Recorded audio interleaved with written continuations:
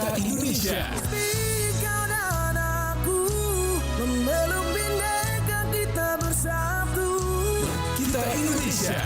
Indonesia sesungguhnya. Indonesiaisme. Assalamualaikum warahmatullahi wabarakatuh dan selamat siang sahabat budaya di mana saja berada. Kita berjumpa siang hari ini seperti biasa di obrolan khusus Kita Indonesia dan tema khusus Asta Cita pelestarian budaya. Dan kali ini kita akan bicara mengenai interior tradisional di era digital bersama Mekarlisa Ramadina, SDS, MDS. Beliau adalah calon dosen juga asisten ahli prodi DKV FSD UNM. Dan hari ini sahabat budaya kita sudah kedatangan beliau di Pro 4 RRI Makassar. Assalamualaikum Dek.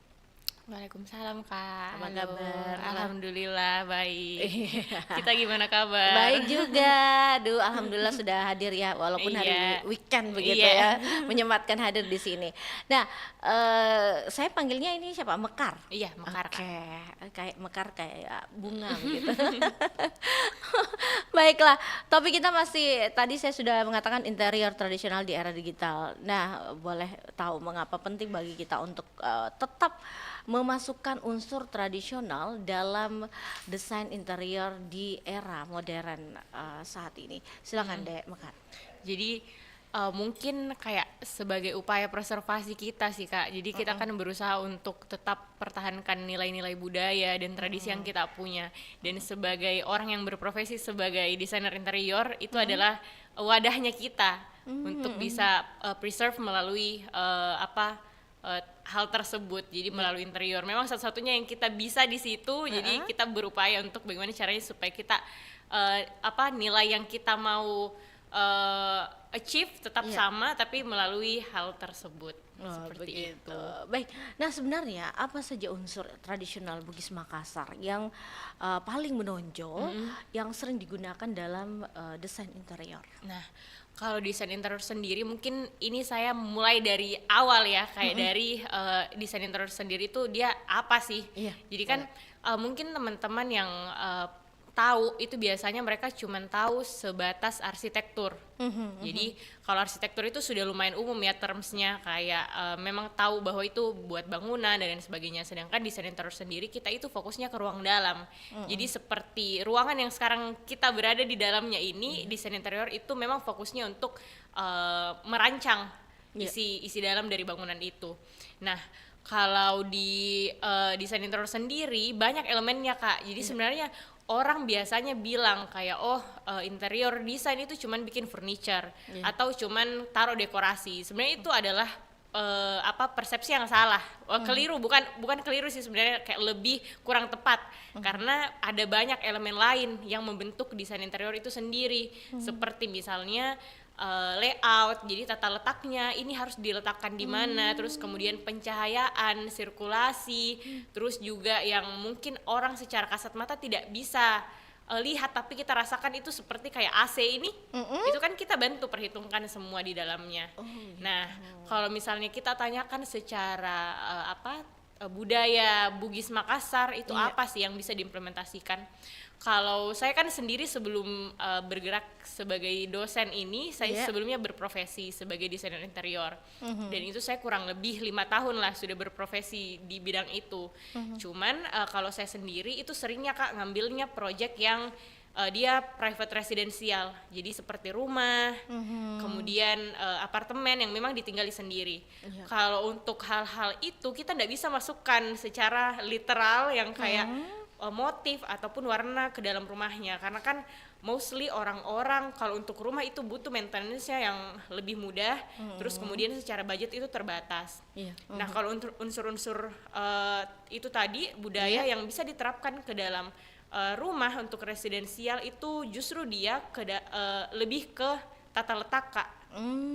Ya seperti itu. Jadi kalau di Makassar sendiri kan dia itu di rumah tradisionalnya, kalau kita perhatikan ini sependek yang saya tahu, jadi kita itu punya pertama kalau misalnya kita lihat di rumah-rumah tradisional itu di bawahnya ada kayak kolongnya. Iya betul, Iya, ada kolong rumah. karena kita kan ini kalau di Indonesia sendiri banyak rumah yang seperti itu ya, rumah Iya. tradisional, karena ternyata kita itu orang-orang Indonesia senang berkumpul, jiwa sosialnya itu tinggi. Nah itu yang masih kita implementasikan sampai sekarang kalau untuk dari sisi arsitektur. Iya. Tapi kalau desain interior kita dapurnya itu selalu di depan. Itu kayak kebiasaan-kebiasaan itu yang justru sebenarnya bukan secara, kan orang pikirnya selalu ornamen atau Iya. warna, bentuk, tapi kalau untuk kasusnya dia project residensial itu seperti itu dia justru implementasinya. Jadi tidak kasat mata tapi nilai budayanya tetap ada di dalam situ dan kita sebagai pengguna yang bisa rasakan. Iya betul. Oke, baik. Nah, bagaimana kita bisa membuat desain interior yang memadukan tadi budaya Bugis, Makassar, sempat tadi disinggung dengan konsep minimalis dan modern. Ini tanpa melihat aneh atau tanpa terlihat aneh atau berlebihan begitu kan? Kita tahu lah kalau di suku kita Bugis Makassar sukanya warna-warna cerah gitu ya. Dan bagaimana ini sebenarnya, Mekar? Silakan. Balik lagi Kak ke elemen desain itu kan banyak dia. Kalau misalnya secara yang paling umum lah, yang kalau mungkin kita yang awam nih pengen untuk mencoba memadupadankan di rumah, itu sebenarnya bisa dari yang pertama warna tadi yang kita bilang, terus kemudian yang kedua itu dari melalui tekstur dan melalui bentuk. Caranya kalau mungkin yang bisa saya kasih saran ke teman-teman nih, kalau misalnya mau buat di rumah juga, gimana cara memadukan unsur-unsur budaya ke dalam ruangan mereka yang sudah minimalis, itu mungkin pilih salah satunya.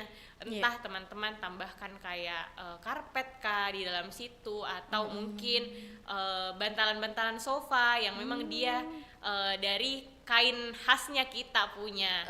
Sebenarnya banyak sih Kak, kayak material juga bisa, kayak kita pakai material rotan, ataupun kita kan kaya dengan ini kayu-kayu kayak jati, terus itu bisa juga diimplementasikan ke dalam ruang tak. Jadi kita tetap ingat bahwa kita punya itu, dan tetap bisa dikolaborasikan tanpa terlalu berlebihan Ki di dalam. Jadi seimbangkan Ki, pakai feeling Ki toh. Kayak lihat Ki, jangan terlalu semua mau ditemplok-templok masuk. Oke, baiklah. Nah, itu tadi kembali lagi banyak orang lebih memilih gaya interior yang dari luar negeri, ya. Nah, bagaimana sebenarnya desain interior yang menggunakan unsur Bugis Makassar dapat menumbuhkan kebanggaan pada hasil karya dan produk buatan Indonesia sendiri. Tadi sempat disinggung bahwa jati. Nah, kalau kita kan lihatlah ornamen dari suku Toraja itu bagus sekali kalau dipadu-padankan. Nah, mungkin bisa dijelaskan Mekar tentang hal ini. Jadi kalau misalnya bagaimana caranya supaya kita ini kan kalau kebanggaan lah. Cara menumbuhkan kebanggaan itu kan sebenarnya dari pemahaman. Kita ada istilah tak kenal maka tak sayang. Kak. Iya tahu, cecek ya. Jadi mungkin lebih ke situ sih. Jadi edukasinya dari kita orang-orang yang bergerak di bidang itu. Jadi kalau misalnya kayak kita sebagai interior designer atau mungkin kakak ini melalui profesinya, bagaimana caranya supaya bisa edukasi orang-orang bahwa ini loh artinya ini kayak misalnya ornamen yang tadi ya, itu artinya seperti ini, maknanya itu ini. Biasanya orang-orang ketika ditumbuhkan pemahamannya seperti itu, biasanya jadi lebih rasa bangganya itu lebih tumbuh Kak, karena dia jadi ingat bahwa ini ternyata rootsku, saya itu lahir dan besar itu seperti ini karena adanya tradisi dan budaya ini. Iya begitu. Kak. Oke, baiklah. Menurut Tak sendiri, bagaimana kita bisa mencintai karya anak bangsa dan membela ekonomi lokal melalui pemilihan perabotan atau dekorasi interior? Adakah tips untuk mencari produk lokal yang berkualitas begitu? Selain jati tadi ada bambu, apalagi mungkin yang lainnya? Sekarang itu kalau dari kita interior designer sendiri tuh Kak banyak sebenarnya ya, kayak platform-platform yang menyediakan untuk kita bisa akses produk-produk lokal.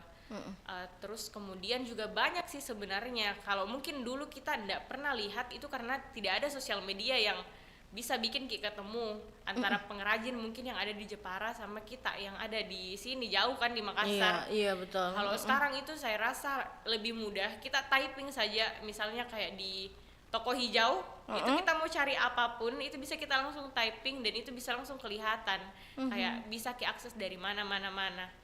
Itu jadi kayak memang lebih mudah dan excitingnya sekarang itu Iya. kalau untuk produk-produk itu sudah banyak sekali Kak macam-macamnya. Jadi syukurnya kita juga pengrajin-pengrajin itu mulai bergerak ke arah yang lebih profesional, dan mereka kayak bertumbuh juga seiring dengan perkembangan zaman. Jadi kayak mereka sama-sama bersaing secara sehat. Banyak sekali produk-produk yang memang kalau misalnya kita betul-betul mau cari dan betul-betul ingin untuk mengimplementasikan itu di dalam ruang itu kita aksesibel sekali nih sekarang Kak. Iya, banyak nih Iya, informasi banyak sekarang sekali. ada di ujung jari. Iya betul. Baik, Demekar, kita jeda dulu, nanti kita akan kembali selepas pesan-pesan berikut ini.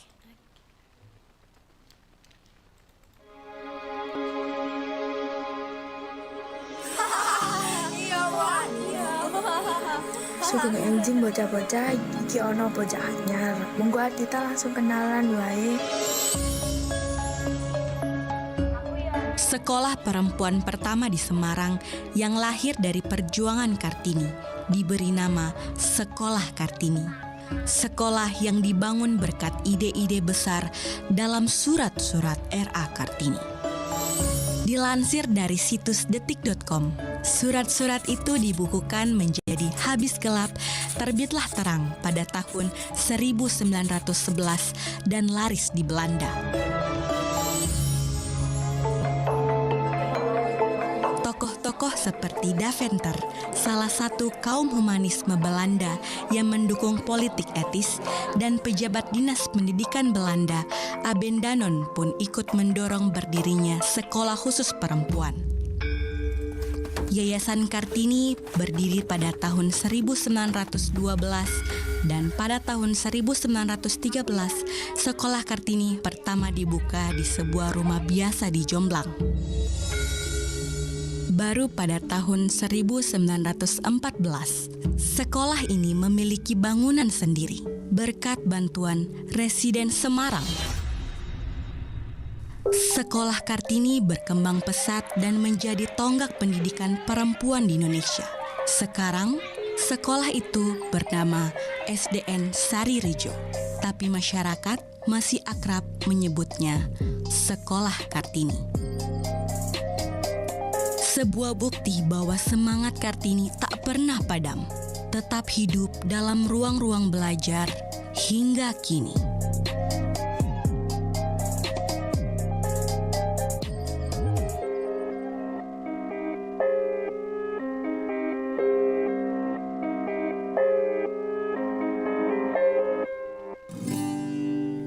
Dari Sabang sampai Merauke, Indonesia itu oke.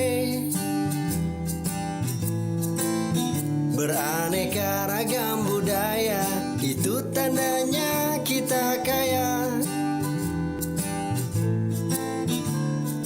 Mari kita kenali, mari kita pelajari, sebagai tanda syukur kita, sebagai tanda kita cinta. Mari kenali, pelajari, dan lestarikan kebudayaan Indonesia. Karena Indonesia kaya, karena Indonesia punya kita.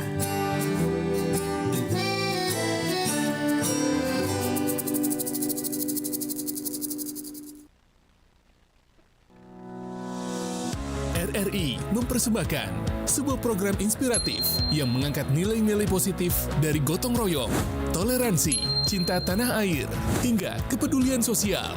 Kita Indonesia. Kau dan aku memeluk bineka kita bersatu. Launching serentak di seluruh Indonesia tanggal 21 Juli 2025. Dan jangan lewatkan live event nasional pada 23 Agustus 2025. Kita Indonesia. Indonesia sesungguhnya. Indonesiaisme.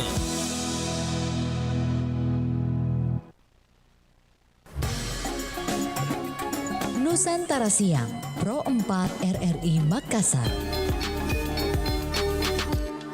Baik, melanjutkan kebersamaan kita siang hari ini dan kita masih bersama Mekar. Kali ini sahabat budaya di era digital yang pastinya juga punya banyak pengaruh terhadap interior yang tadi sempat Mekar bilang bahwa sekarang itu teknologi sudah canggih, kita tinggal googling saja langsung kita dapatlah informasinya.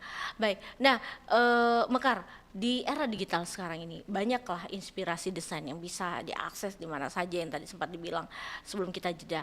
Nah sebenarnya bagaimana cara tak sebagai desainer terus mendorong generasi muda mencintai sejarah bangsa melalui desain interior yang mereka terapkan di rumah atau di ruang pribadinya? Silakan Mekar. Itu sih Kak, kembali lagi memaknai.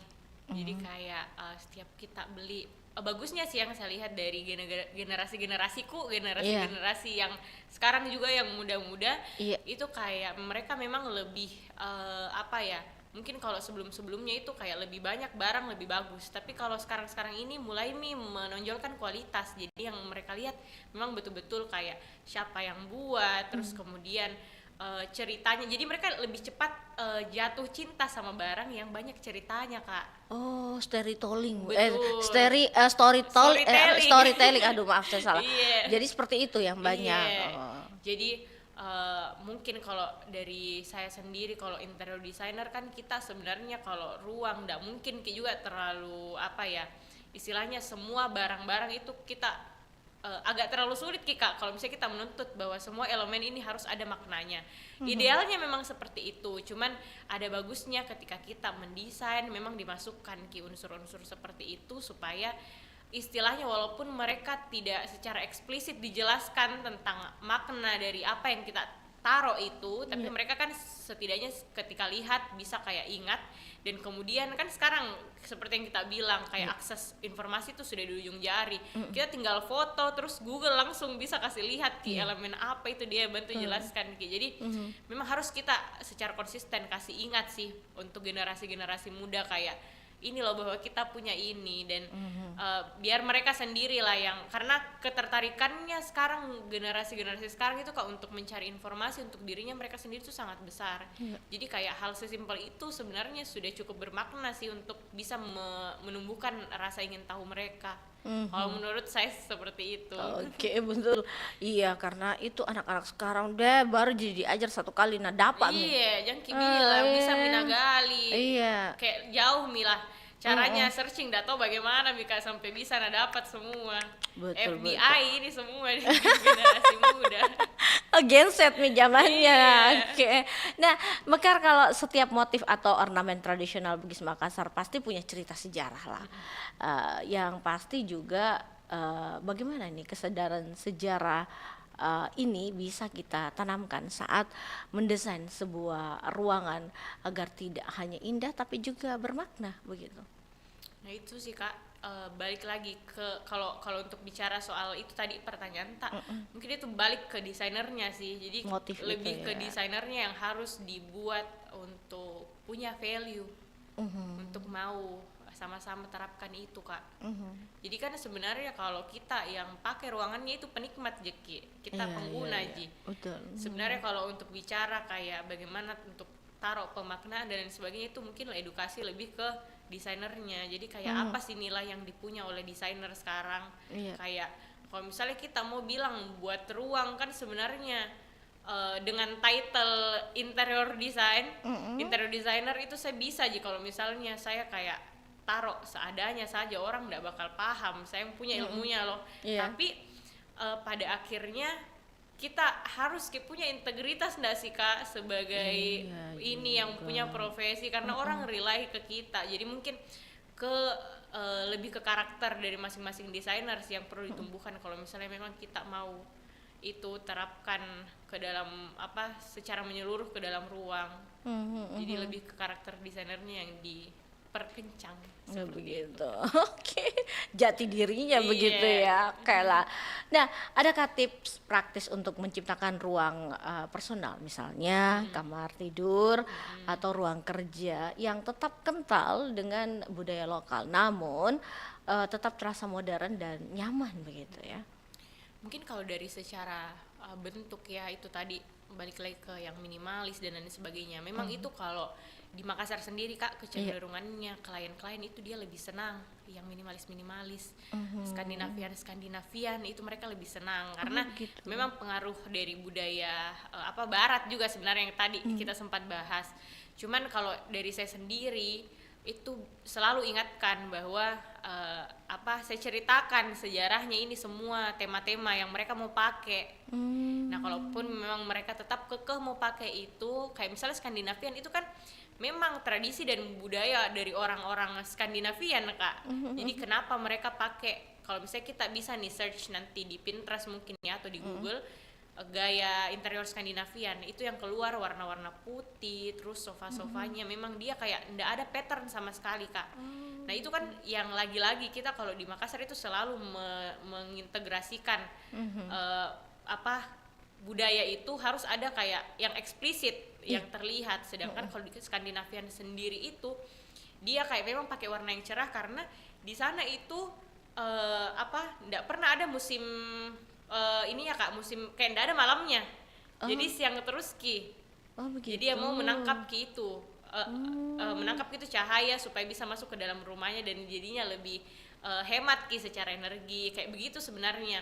Jadi kita selalu berusaha untuk jelaskan kepada mereka kayak ini yang kamu mau ambil ini ke dalam, kamu terapkan ke dalam ruanganmu itu sejarahnya seperti ini. Dan kita itu punya juga budaya sendiri loh yang bisa kita terapkan. Caranya itu terapkan seperti ini. Kita bisa masukkan di mana. Kalaupun memang secara looks masih mau terlihat minimalis, terlihat simple, itu bisa tetap pakai yang tadi Skandinavian misalnya atau minimalis, tapi kita suntikan yang tadi itu Kak, elemen anggaplah ini layouting ruangannya yang tetap kita integrasikan di dalam, karena mau tidak mau kan budaya itu muncul dari kebiasaannya kita. Antara kita dengan orang di Norway ya beda lah Kak, kayak iklimnya, terus kebiasaan-kebiasaannya, cara tak memandang, karena mungkin juga dari latar belakang kita dijajah oleh orang yang berbeda sama mereka dan kemudian lain sebagainya, itu kan menjadikan kita dua orang yang berbeda. Nah itu yang mungkin perlu diingatkan bahwa kita juga desain itu datang untuk mengakomodir kebutuhannya kita. Seperti itu. Jadi kalau ketika kita terapkan, mau mentah-mentah menerapkan unsur budaya barat ke kita, mereka itu tinggi-tinggi loh, dari ukuran meja saja sudah ndak masuk. Iya, apalagi mau ikut kayak plek-plek Kak, mau kayak ini yang dari luar negeri, kayak ndak bisa Kak. Iya, susah meterannya saja wah. Iya, mereka saja pakai inci loh, kita di sini pakai senti. Iya. Baiklah. Nah, bagaimana kita bisa mengangkat pentingnya kesadaran sejarah untuk membangun identitas yang hanya dengan melihat dan merancang interior sebuah ruangan. Seperti tadi kita bilang, tingginya saya sudah berbeda dengan orang luar. Nah, bagaimana sebenarnya kita merancang interior sebuah ruangan itu? Kalau merancang itu Kak, sebenarnya agak kompleks Ki. Jadi banyak. Kalau saya sendiri biasanya kalau klien datang ke saya assessment dulu. Saya perlu banyak ngobrol untuk bisa tahu kini klien sebenarnya seperti apa. Jadi makanya ketika klien datang untuk langsung didesain, kan orang-orang kan biasa Kak kayak pikirnya kayak bisa aja langsung datang kasih ukuran ruanganku selesai, dia bisa gambarkan Kak, tapi sebenarnya tidak work seperti itu. Jadi justru kita perlu banyak ngobrol karena kita ngebaca orang juga Kak, istilahnya kayak ini dia kayak tipe-tipe orangnya itu kayak tertutup Ki. Kalau tertutup berarti itu bisa kita implementasikan ke ruang seperti apa. Kemudian kayak suka Ki warna-warna yang kayak vibrant, memang orangnya agak bold Ki. Itu kan juga bisa ditranslate ke dalam ruang. Jadi di antara segala macam hal yang penting dalam upaya kita mendesain ruang itu harus Ki memang jujur ke diri kita sendiri, siapa yang kita suka dan tidak kita suka. Dan di samping sebenarnya kita bisa mengimplementasikan apa yang sudah jadi kebiasaan kita taruh di dalam ruang, itu juga desain itu bagusnya Kak, karena bisa Ki juga buat Ki sebaliknya. Jadi ada istilahnya form follow function. Jadi bentuk yang mengikuti fungsi, tapi bisa juga fungsi yang mengikuti bentuk. Begitu. Jadi iya Kak, jadi bisa kita istilahnya buat satu skenario, anggaplah ini Kak, di kitchen kita buat skenario yang kayak oh ini orangnya ini agak susah ki dia masak, maksudnya kayak nggak terlalu tertarik ki, dibuat kitchennya semenarik mungkin supaya mereka jadinya kayak pengen terus ada di itu kitchen. Itu bisa kita buat seperti itu, nyaman. iya, jadi betul-betul kita harus pahami apa yang kita mau sih sebelum upaya kita mendesain, karena saya nggak bisa walaupun istilahnya kayak suami istri nih kak mau didesainkan rumah yang sama, tapi mereka ini tetap satu orang yang masing-masing beda punya kesukaan dan hal yang nggak disuka masing-masing. Betul. Jadi itu memang jangan kayak selalu mau ikut kayak orang mau jadi seperti itu, mau ki juga. Itu kita adalah orang diri tak sendiri begitu, kayak berusaha ki selalu untuk stay true to ourselves, untuk bisa wujudkan desain yang memang paling cocok untuk diri kita. Itu sih kak. Oke, baik Kak. Mekar, kita akan berbincang lagi sesaat lagi ya. Kita dengarkan dulu yang berikut ini. Rambutku panjang sebahu, dress aku motif bunga di bawah lutut, lengannya menutupi siku, sepatuku boot hitam panjang.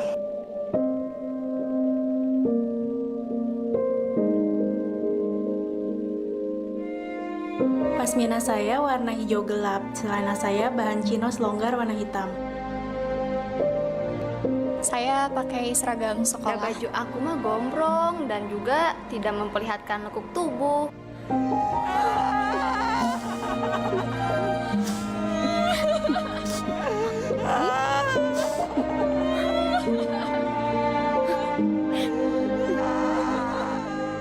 Pelaku pelecehan seksual tidak peduli dengan apa yang korban pakai atau kenakan. Jadi, jangan salahkan apa yang perempuan pakai. Salahkan pikiran dan perilaku menyimpang para pelaku pelecehan seksual. Stop menyalahkan korban pelecehan seksual.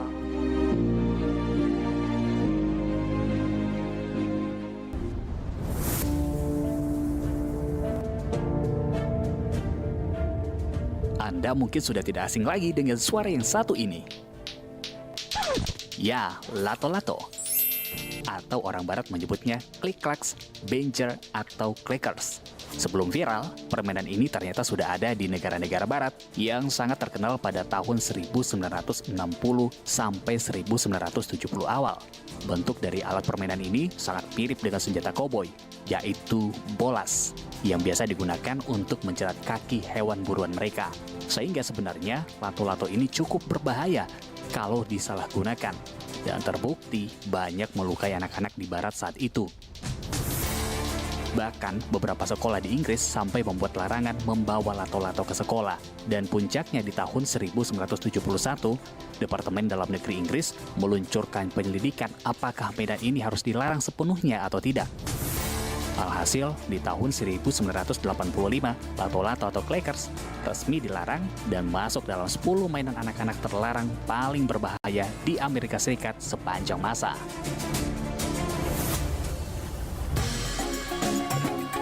Nusantara Siang, Pro 4 RRI Makassar. Kita sudah banyak berbincang bersama Mekar di siang hari ini terkait interior dan juga bagaimana gaya-gaya interior tradisional dikaitkan dengan modern begitu, dengan ruang-ruang yang ada di rumah kita tanpa meninggalkan makna dari sejarah juga dari interior itu sendiri.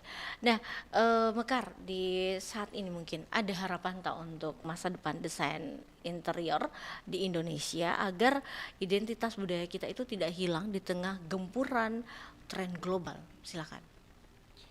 Kalau untuk harapan itu sih kak, mungkin kan interior design sendiri sebenarnya kalau di Indonesia alhamdulillahnya sudah mulai berkembang. Kita sudah punya himpunannya sendiri, jadi kayak sudah ada wadah yang untuk bisa mengakomodasi lah kita berprofesi, yang bisa lindungi juga kita dan klien sebagai customernya kita. Nah tapi kalau misalnya bicara soal bagaimana caranya supaya bisa terus mengembangkan nilai budaya, kemudian juga tradisi ke dalam interior, ya memang itu kembali lagi sih kak, kita harus banyak-banyak justru kayak jalan-jalan ke tempat-tempat budaya. Kayak kan biasa nih kalau misalnya masih muda-muda nih, masih kayak mahasiswa, biasa itu idealismenya masih tinggi Kak. Jadi yang dilihat Ingin selalu tahu. justru betul, referensi dari barat. Itu tidak ada salahnya sebenarnya. Kita harus memperkaya sebanyak mungkin referensi yang kita punya. Cuman Jangki juga lupa bahwa kita juga punya loh kayak rumah adat di sini yang bisa kita lihat, terus maknai juga kayak kenapa dia penggunaan kayunya, terus kayak ornamennya itu seperti apa. Jadi supaya, karena saya percaya Kakak bahwa kita harus untuk bisa menjadi global, kita harus berpikir maksudnya melihat secara lokal dulu, orang-orang di sekitar tak dulu, kayak yang kita punya dulu, dan itu hopefully bisa bawa ke kancah yang kancah internasional yang lebih banyak orang lihat, karena kan tidak semua orang Kak punya budaya yang sama yang kita punya di sini. Itu keunikan tersendiri loh, dan exciting untuk orang lain lihat kayak wah ternyata di Makassar ini punya yang kayak begini. Iya, betul. Itu sih Kak. Jadi perbanyak referensi, tidak salah untuk melihat referensi-referensi dari luar, tapi ingat kita juga punya kayak ini tak sendiri, kekuatan tak sendiri. Punya loh Kak banyak arsitektur yang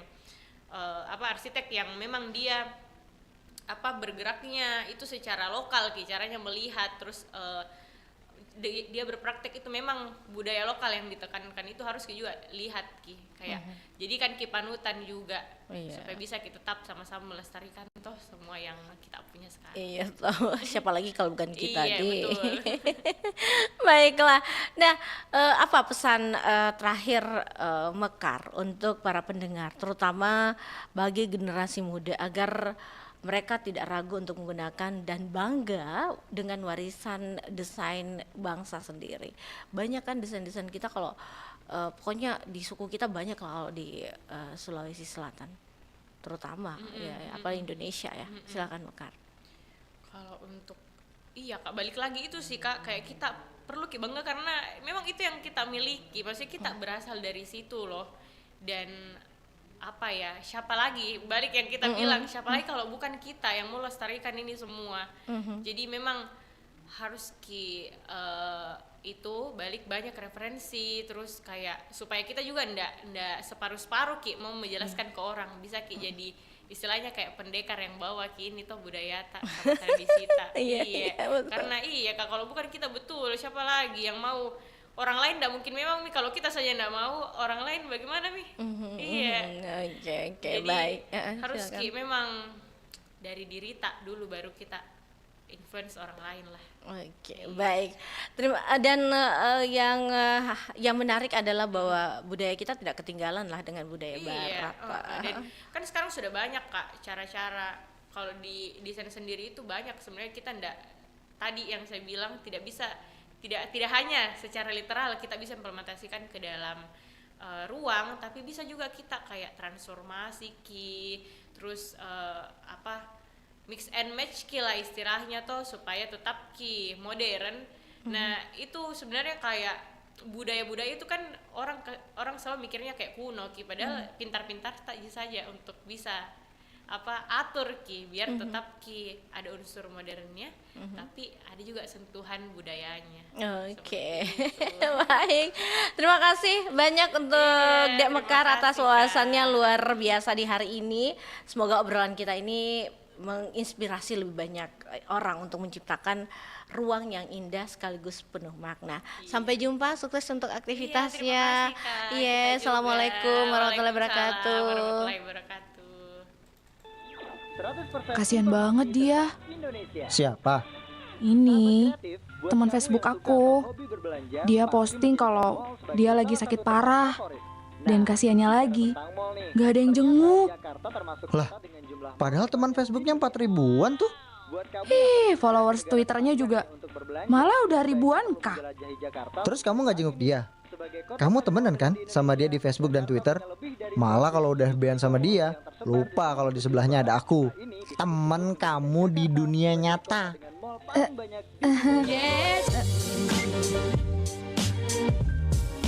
Dunia maya semakin hari semakin mengubur waktu kita di dunia nyata. Jangan biarkan kasih sayang orang-orang sekitar kita ikut terkubur di dalamnya. Jadikan dunia maya sebagai tempat untuk mencari ilmu positif yang bermanfaat bagi nusa dan bangsa.